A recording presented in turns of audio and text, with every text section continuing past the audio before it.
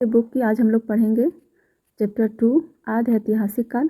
इस काल में मानव द्वारा लिखी गई लिपि को पढ़ा नहीं जा सकता था, किंतु लिखित साक्ष्य मिले हैं। इस काल के जानकारी के स्रोत भी पुरातात्विक साक्ष्य ही हैं।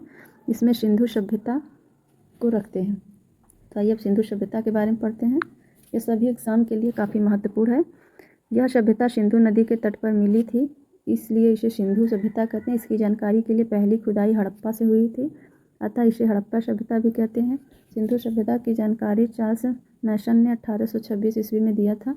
सिंधु सभ्यता सर्वेक्षण जेम्स कनिंघम ने 1853 ईस्वी में किया था। सिंधु सभ्यता 13 लाख वर्ग किलोमीटर में फैली थी, इतनी बड़ी थी वह सभ्यता।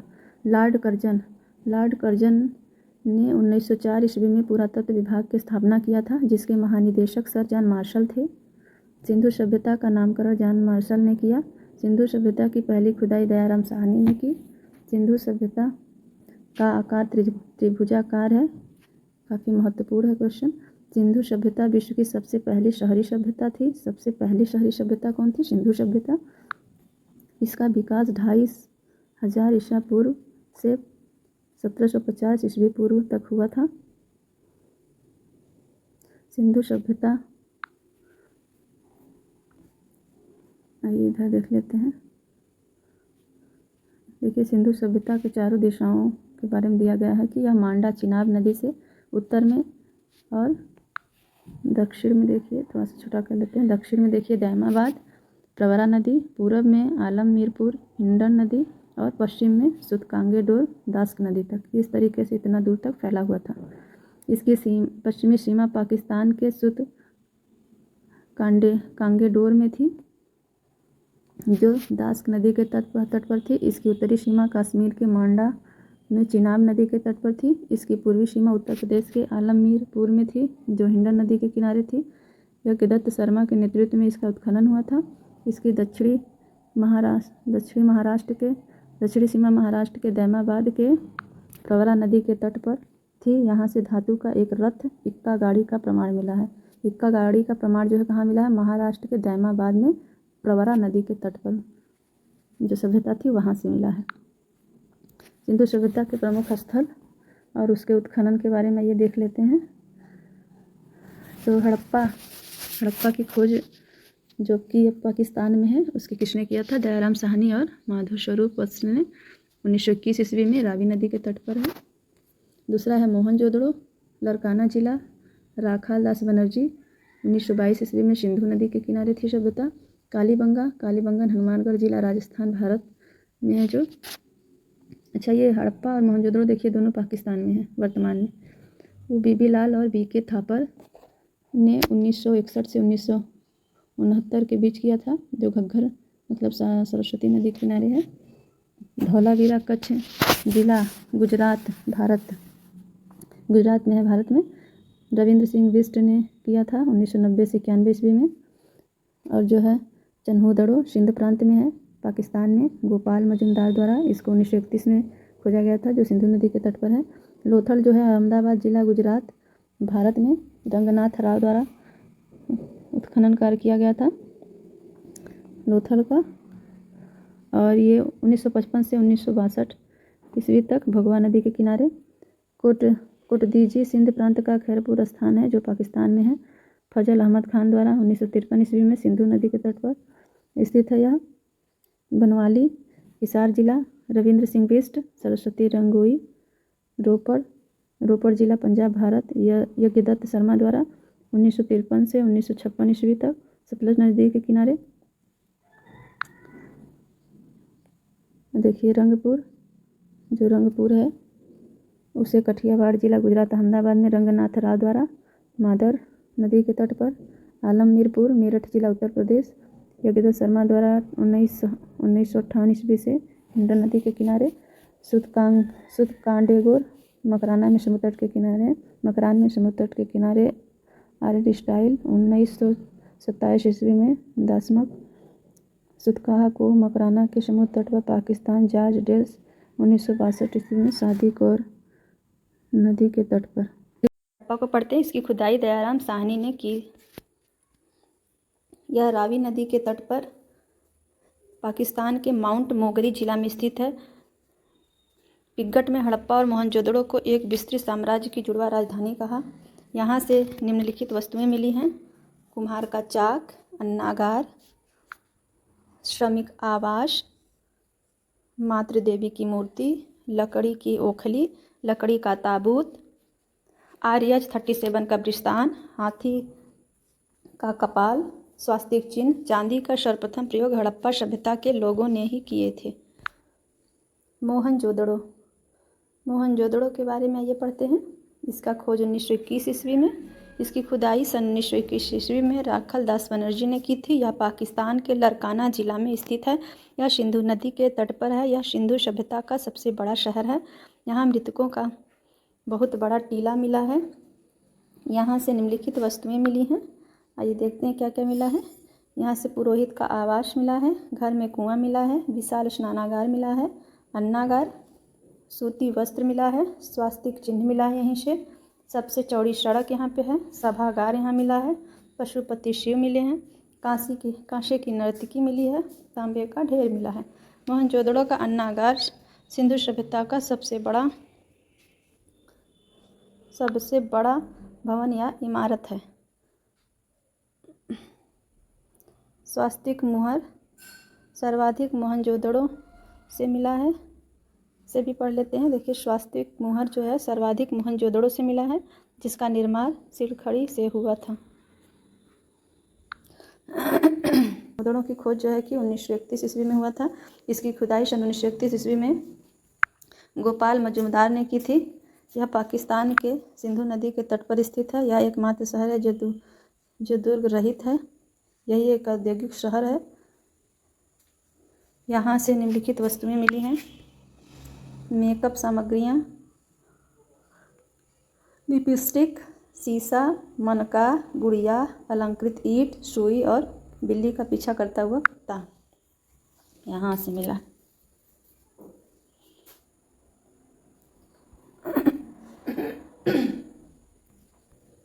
उसके बाद देखते हैं रोपड़ की जो है कि रोपड़ की खोज हुआ है 1953 में। इसकी खुदाई यज्ञदत्त शर्मा ने 1953 में की थी। यह पंजाब के सतलज नदी के किनारे स्थित है। यहाँ मानव के साथ साथ उसके पालतू जानवरों का भी शव मिला है। नोट: ऐसा ही 109 पाषाण काल में जम्मू कश्मीर के बुर्ज होम में मिला था। बनवाली, इसकी खुदाई रविंद्र सिंह ने की। यह हरियाणा में स्थित है। इसके समीप रंगोई नदी, यहाँ जल निकासी की व्यवस्था नहीं थी, जिस कारण घरों में सुखता मिला है। यहाँ की सड़कें टेढ़ी मेढ़ी थी। कालीबंगा, भैया कालीबंगा के बारे में पढ़ते हैं। इसका अर्थ है काली मिट्टी की चूड़ी। यहाँ से अलंकृत ईंट, चूड़ी, जोता हुआ खेत, हल एवं हवन कुंड मिले हैं। यह राजस्थान में सरस्वती यानी घग्गर नदी के किनारे हनुमानगढ़ जिले में स्थित है। इसकी खोज अलमानंद घोष द्वारा की गई थी। इसकी खुदाई BK थापड़ तथा BB लाल ने की थी। चलिए, धौलावीरा, यह गुजरात में स्थित एक सिंधु सभ्यता का सबसे बड़ा स्थल है, धौलावीरा। इसकी खुदाई रविंद्र सिंह बिष्ट ने की। सुरकोटदा, यह गुजरात में स्थित, यहाँ से कलश, समाधान तथा घोड़े की हड्डी मिली है। इसकी खुदाई जगपति जोशी ने करवाया था।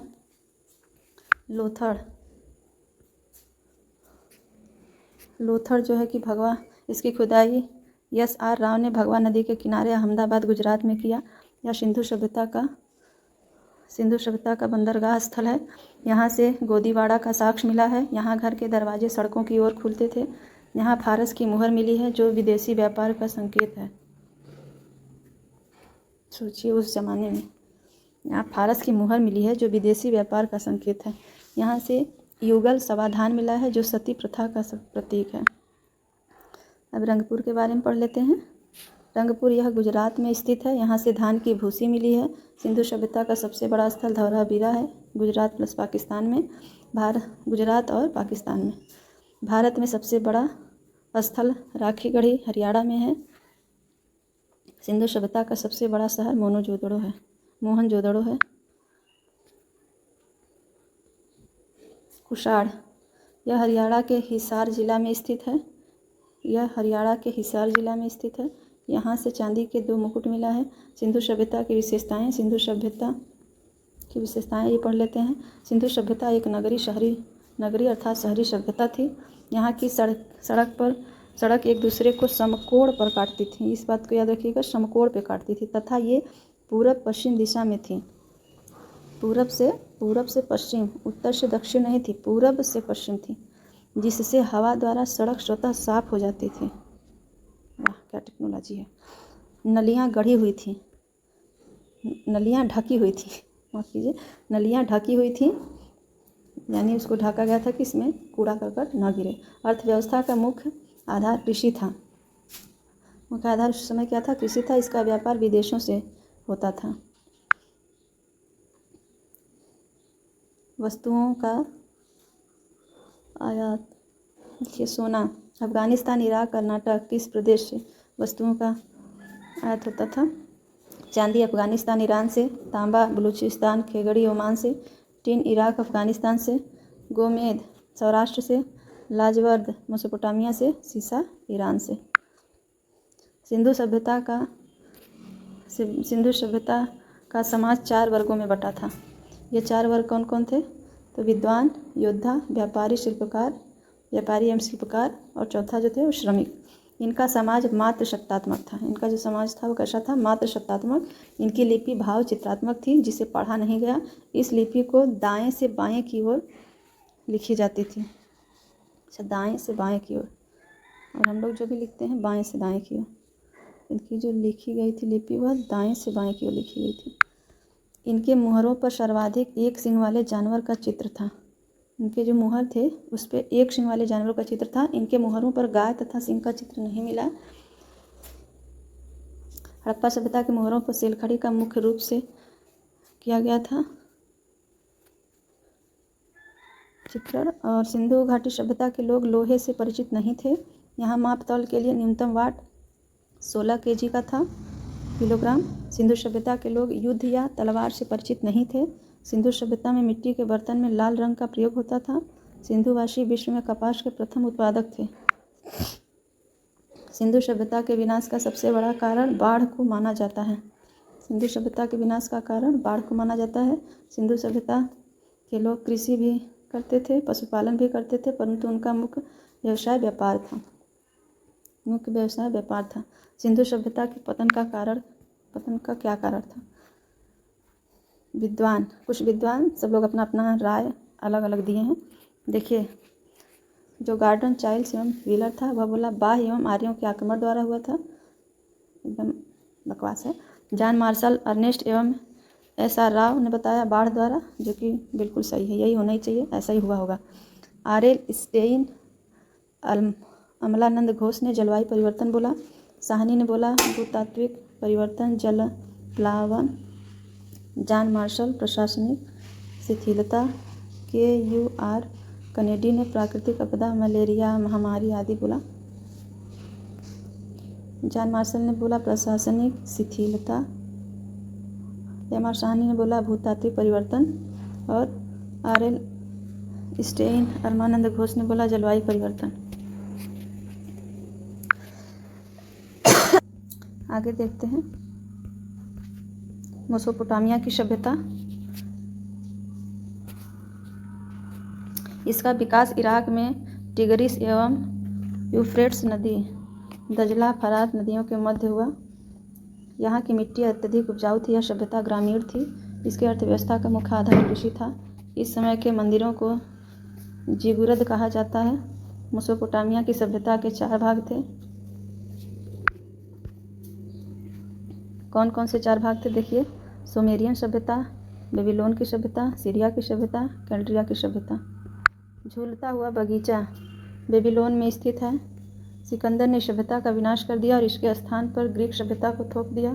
विश्व की सबसे पहले सभ्यता मेसोपोटामिया की सभ्यता थी, जबकि विश्व की पहली नगरीय सभ्यता सिंधु सभ्यता थी। मिस्र की सभ्यता 2100 ईसा पूर्व। यह मिस्र के रेगिस्तानों में स्थित थी। इसे नील नदी की देन कहते हैं। इस सभ्यता की विकास फिरौन के नेतृत्व में किया गया था। इस सभ्यता में पिरामिड, सूर्य कैलेंडर तथा मम्मी का विकास हुआ था। इस सभ्यता में पिरामिड, सूर्य कैलेंडर तथा मम्मी का विकास हुआ था, अर्थात इस सभ्यता का रसायन शास्त्र सुदृढ़ था। गीजा का पिरामिड सबसे प्रसिद्ध है। रोम की सभ्यता, इसे इटली में विकसित किया गया है। निम्नलिखित उन्होंने पूरे भूमध्य सागर पर अधिकार कर लिया। रोम की जो सभ्यता थी इसे इटली में विकसित किया गया था। इन्होंने पूरे भूमध्य सागर पर अधिकार कर लिया था। प्राचीन सभ्यता की यह सबसे विकसित सभ्यता थी। आज भी सभ्यता के अवशेष सुरक्षित बचे हुए हैं जो पर्यटन का आकर्षण केंद्र हैं। इस सभ्यता के दो सबसे बड़े राजा जूलियस सीजर और अगस्टस थे। जूलियस सीजर की हत्या धोखे से उसके मंत्रिमंडल द्वारा की गई थी। जूलियस सीजर नामक नाटक ने लिखा है। फारस की सभ्यता, जो फारस की सभ्यता थी वह 500 ईस्वी पूर्व विकसित हुई थी। यह वर्तमान ईरान में थी। इस सभ्यता का विकास तेजी से हुआ था। इन्होंने पूरे अरब प्रायद्वीप पर अधिकार कर लिया था। इनकी भाषा फारसी थी तथा फारसी जैन धर्म को मानते थे। सिकंदर ने इस धर्म का अंत कर दिया।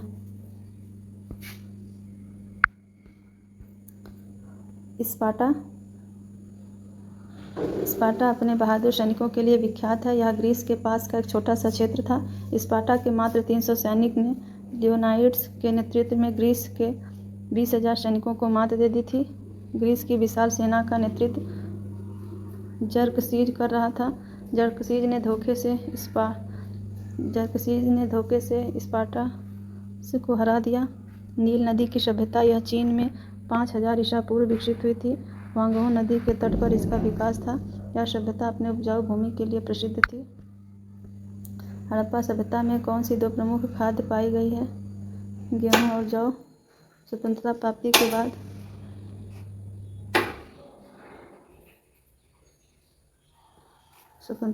प्राप्ति के बाद सर्वाधिक हड़प्पा कालीन स्थलों का पता कहाँ से चलता है? गुजरात। हड़प्पा कालीन शहरों एवं नगरों को किस प्रकार बांटा गया था? आयताकार खंडों में। मानव सभ्यता को सैंधव काल के किन दो प्रमुख चीज़ों की प्राप्ति हुई है? गेहूं और कपास। सिंधु सभ्यता का समूचा क्षेत्र किस आकार का है? तो त्रिभुज के आकार का है। हड़प्पा सभ्यता का पूरा क्षेत्रफल कितना है? तो 12,99,600। अब तक हड़प्पा संस्कृति के लगभग कितने स्थलों का पता लग चुका है? 100 स्थलों का। हड़प्पा संस्कृति की मुख्य विशेषता क्या थी? नगर योजना प्रणाली। मोहनजोदड़ो का सबसे महत्वपूर्ण सार्वजनिक स्थल कौन सा है? विशाल स्नानागार। मोहनजोदड़ो की सबसे बड़ी इमारत कौन सी है? अन्नागार। मोहनजोदड़ो की सबसे बड़ी इमारत जो है वो अन्नागार है। हड़प्पाई लोग किससे बने हल का प्रयोग करते थे? लकड़ी के। सबसे पहले कपास पैदा करने का श्रेय किन लोगों को जाता है? सिंधु निवासियों को। कपास को यूनान के लोग किस नाम से पुकारते थे? शिंडन। बुने हुए सूती कपड़े का एक टुकड़ा कहाँ से मिला है? मोहनजोदड़ो से। मेसोपोटामिया अभिलेखों में सिंधु क्षेत्र का प्राचीन नाम क्या था? तो मेलुहा। हड़प्पा संस्कृति के लगभग सभी मकान किस आकार के थे? आयताकार। हड़प्पा नगर की संरचना कितने किलोमीटर के घेरे में फैली हुई है? 5 किलोमीटर। ऐसा कौन सा स्थल है जहाँ से उत्तर हड़प्पाई अवस्था में पकाई हुई ईंटों के प्रमाण मिले हैं? भगवानपुरा। हड़प्पाई अवस्था में पकाई हुई ईंटों के प्रमाण जो मिले हैं वो भगवानपुरा में। चावल के उत्पादन के साक्ष्य कहाँ से प्राप्त हैं? चावल के साक्ष्य कहाँ से प्राप्त हुए हैं? तो रंगपुर एवं लोथल से। भारत में सबसे बड़ा हड़प्पा कालीन सभ्यता स्थल था धौलावीरा जो गुजरात में है। एकमात्र हड़प्पा कालीन स्थल जो त्रिस्तरीय था धौलावीरा। हड़प्पा काल की ज़्यादातर मोहरें किस प्रकार की होती थीं? वर्गाकार। किस व्यक्ति ने हड़प्पा काल में मोहनजोदड़ो को एक विस्तृत साम्राज्य की जुड़वा राजधानी कहा? पिगट। किन पुराविदों की मान्यता है कि सिंधु सभ्यता की उत्पत्ति मेसोपोटामिया की सुमेरियन सभ्यता से हुई थी? किन पुराविदों की मान्यता है कि सिंधु सभ्यता की उत्पत्ति मेसोपोटामिया की सुमेरियन सभ्यता से हुई थी? Sir John Marshall, Gordon Childe और व्हीलर। सिंधु सभ्यता के लोग किस धातु से परिचित नहीं थे? लोहा से। सिंधु स्थलों से यज्ञीय वेदियाँ प्राप्त होती हैं लोथड़ एवं कालीबंगा से। सिंधु सभ्यता के किस स्थल से घोड़े की हड्डियों के प्रमाण मिलते हैं सुरकुटदा से। मोहनजोदड़ो के निवासी अधिकांशतः किस जाति के थे? भूमध्य सागरीय जाति के। कहाँ से थे ये होना चाहिए। अधिकांश विद्वानों की धारणा के अनुसार सिंधु सभ्यता के निर्माता किस भाषा से संबंधित थे? द्रविड़। सिंधु स्थलों में किस जगह पर सर्वप्रथम कृषि के साक्ष्य मिले हैं? मेहरगढ़। सिंधु सभ्यता के एक स्थल को स्तूप टीला की संज्ञा दी गई है। सिंधु सभ्यता के एक स्थल को स्तूप टीला की संज्ञा दी गई है क्योंकि उस स्थल पर एक कुषाणकालीन स्तूप प्राप्त हुआ है। वह स्थल है मोहनजोदड़ो में। सिंधु संस्कृति के अंतर्गत प्रायः सभी मकान पीछे की गली में खुलते थे, परंतु इसका एक अपवाद कौन सा स्थल है? लोथड़। किस स्थल पर फर्श के निर्मित अलंकृत ईंटों का प्रयोग किया गया था? कालीबंगा में। सिंधु सभ्यता का ऐसा कौन सा पुरातत्व स्थल है जो पुरातत्वविदों के मतानुसार 7 बार उजड़कर बसा है? सिंधु सभ्यता का एक ऐसा कौन सा पुरातत्व स्थल है जो पुरातत्वविदों के अनुसार 7 बार उजड़कर बसा है? मोहनजोदड़ो। जिस टीले पर हड़प्पा का दुर्ग बना है उसे व्हीलर के किस नाम से पुकारा जाता है? माउंट एबी। किन इतिहासकारों का मत है कि सिंधु सभ्यता विदेशी आक्रमण व आर्यों के आक्रमण से नष्ट हुई है? Gordon Childe's Wheeler. किस इतिहासकार ने कहा कि जलवायु में हुए परिवर्तन के कारण यह सभ्यता नष्ट हुई है? आर.एल. स्टाइन। मानव समाज विलक्षण है क्योंकि यह मुख्यतः आश्रित है संस्कृति पर।